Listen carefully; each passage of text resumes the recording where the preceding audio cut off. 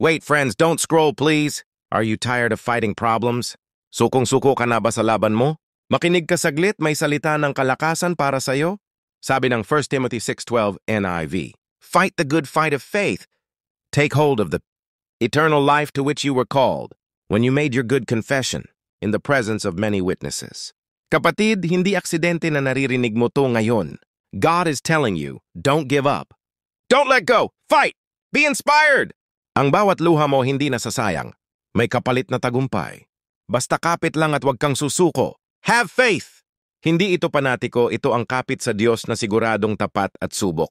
Umasa ka sa Diyos. Kahit madilim, may liwanag na nag-aantay sa iyo sa dulo. Sabi ng John 15:16, please read to yourself. God called you to a purpose. Ang nais ng Diyos magbunga ka to share the gospel. Kaya nga nangihina ka at sugatan dahil nakalimutan mo na si Lord. Masyado ka ng focus sa material. Come back to God. Your victory is ahead. The strongest battles bring the greatest victories. Your faith turns storms into testimonies. Your hope is the anchor that keeps you standing. Kapatid, hindi mo kailangan maging perfect para manalo. Kailangan mo lang manatiling matatag sa Diyos. Kaya sa lahat ng nakakarinig nito, rise up, fight the good fight of faith. Don't lose hope! God is still fighting for you.